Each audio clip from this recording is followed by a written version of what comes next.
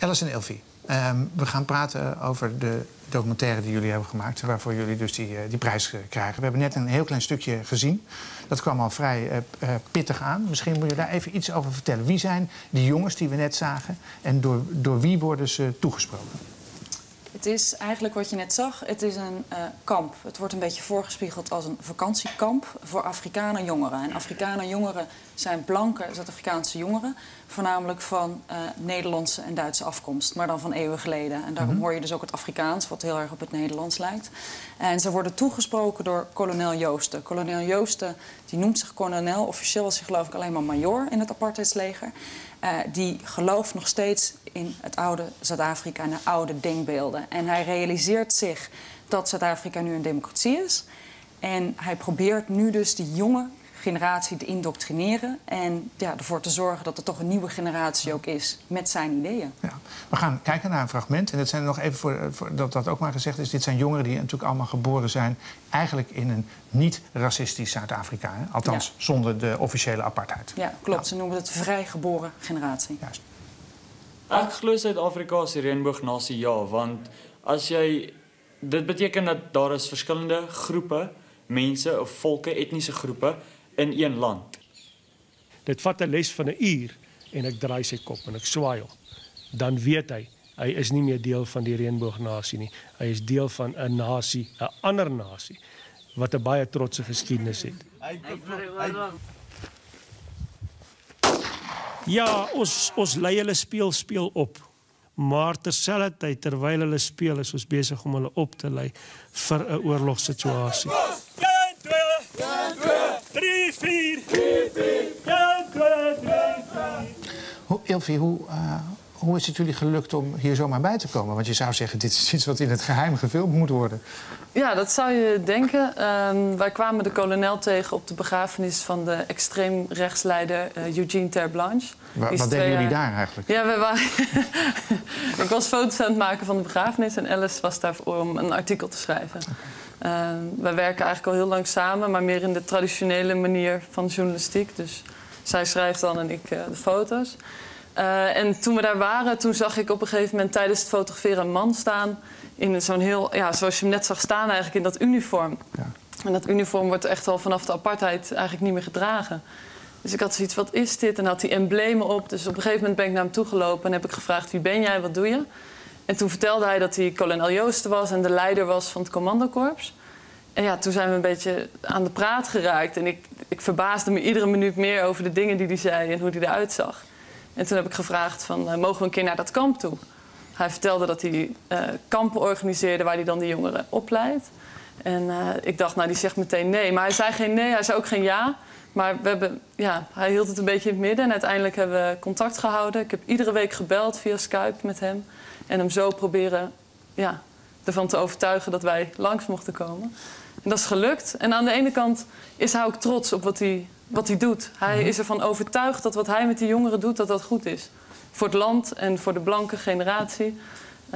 Dus hij was ook trots om het te laten zien. Hoeveel jongeren heeft hij al opgeleid? Ja, de cijfers komen weliswaar van hem. Hij zegt dat het ongeveer tussen de 1500 en 1800 jongeren zijn in de afgelopen 11 jaar. En hoe gevaarlijk zijn die jongens inmiddels? Ja, dat is inderdaad de voornaamste vraag die wij ons ook afvroegen toen we daar waren. Hoe gevaarlijk is dit?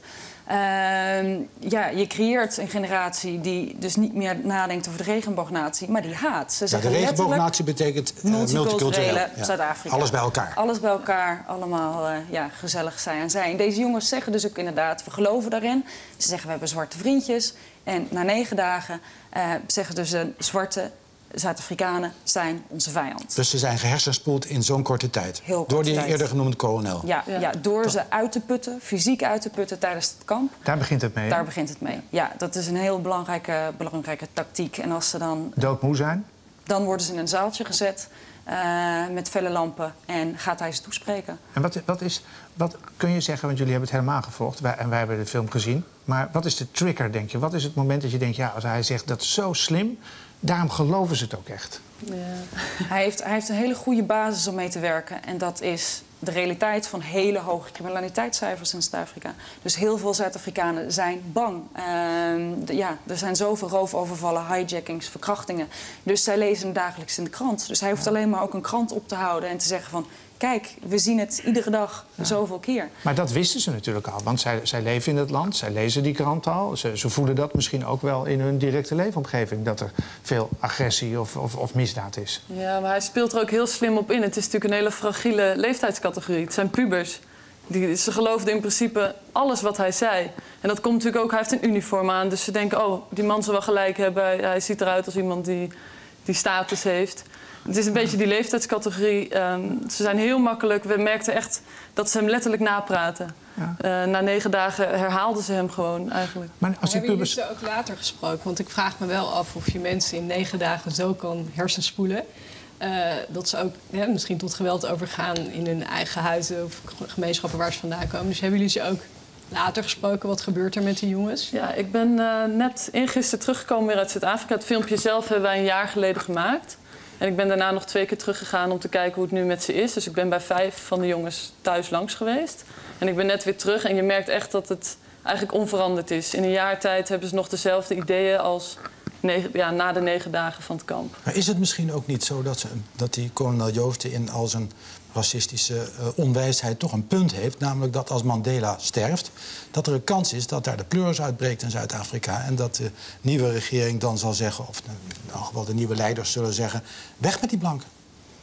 Ik geloof daar eerlijk gezegd niet heel erg in. Kijk, hij wordt wel regelmatig boeren vermoord, toch? Of niet? Ja, er worden wel regelmatig boeren. Maar er is nooit bewezen, want daar houdt hij dus inderdaad ook aan vast. Hij zegt dus van blanken zijn een doelwit in Zuid-Afrika. Alleen hij zegt blanken zijn een doelwit wegens hun kleur. Terwijl blanken ook natuurlijk vooral een doelwit zijn. Tenminste die boeren, omdat ze afgelegen wonen.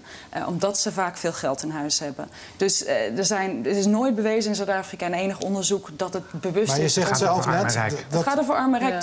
Er zullen best boerenmoorden zijn waar het wel een motief is. Maar het is niet zo zwart-wit dat er echt een moord specifiek op blanke boeren aan gaat. Je denkt dat in decennia nog de blanken een veilige positie in Zuid-Afrika kunnen behouden? Durf ik niet te zeggen. Nou ja, nee, dat is precies waar de Joost op inspeelt natuurlijk. Ja, absoluut. Maar dat is natuurlijk heel slim. Hij weet dat die vraag ook bij de jeugd...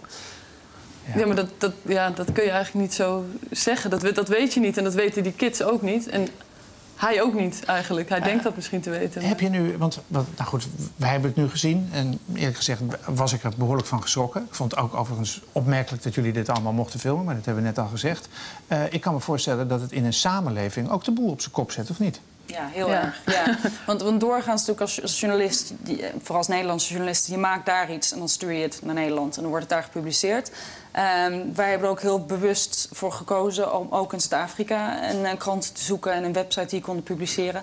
Ja, nee, ik had eerlijk gezegd niet verwacht dat het zoveel opschudding zou veroorzaken. En wat is het algemene gevoel? Verbieden dit of oppakken die mensen? Of? Ja, nou vooral ten eerste gewoon een ontzettende schok. Dus zelfs ook Zuid-Afrikanen wisten niet gewoon dat dit überhaupt nog gebeurt.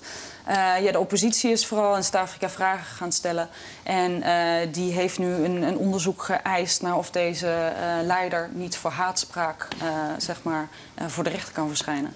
Ja. In hoeverre dat gaat gebeuren, dat is nog onduidelijk. Is het eigenlijk ook een Hollandse gemeenschap? In de zin dat ze bij elkaar blijven en het met elkaar doen en dan weer Hollandse jongens voortbrengen, bij wijze van spreken? Zo zou hij dat denk ik wel het liefst ook zo zien. Ja. Hij hoopt natuurlijk dat die blanke generatie, die Afrikaners, dat stand blijft houden. Hij probeert ook op de kampen, naast dat er haatspraak is, probeert hij ook heel erg dat Afrikanerdom in die jongeren te brengen. Dus de liefde voor de oude vlag. Inmiddels heeft Zuid-Afrika natuurlijk al jarenlang de vlag die we allemaal kennen van het WK. Maar daarvoor hadden ze een vlag die heel erg op die van ons lijkt. Ja. En die had hij op het kamp ook heel groot ophangen. En had ook gezegd, als jullie op je kamer thuis de nieuwe Zuid-Afrikaanse vlag hebt, haal hem er meteen af en hang de oude vlag op. En ze proberen heel erg die cultuur levend te houden door liedjes te zingen, door te praten over hun helden, van Jan van Riebeeck. En dus hij probeert dat wel zo in stand te houden. Ja. Maar het is toch meer dan inteelt? Ja. Ja, nee, absoluut. Ja. Goed, we moeten het maar afwachten. Misschien komt er wel een moment dat die man gearresteerd is. Of, Ja, nou, hij is er wel ondergedoken. Hij is De er aanleiding, ja, toen het dus in de Zuid-Afrikaanse media is gekomen... toen is hij bedreigd. En toen is hij een tijdje niet meer in zijn huis geweest. Hij heeft zijn baard er ook afgehaald. Ja? Dus ja, en hij is zelf ook wel bang daardoor geworden. Dus dat is ook wel een goed effect. En jullie hebben geen contact meer met hem? Jawel, ja. Ik heb hem vorige week nog gesproken ook over... Ja, ik was daar en ik ben daar nog een keer naar zo'n kamp geweest. Er was een vervolgkamp. Is hij boos op jullie? Want dat had Helemaal hij niet. natuurlijk niet ingeschat. Nee, hij was wel geschrokken. Hij was geschrokken van het effect wat het in Zuid-Afrika had. Het was namelijk eerst in andere landen geplaatst. Dus in Nederland en in Italië en Engeland. En daar merkte hij niet zoveel van. Hij kreeg wat reacties op Facebook. Maar ja, toen het in één keer in Zuid-Afrika stond, toen was de schok natuurlijk veel groter. Hoe kunnen we het zien eigenlijk? Want wij hebben het kunnen zien, maar is het voor iedereen die nu kijkt ook te zien?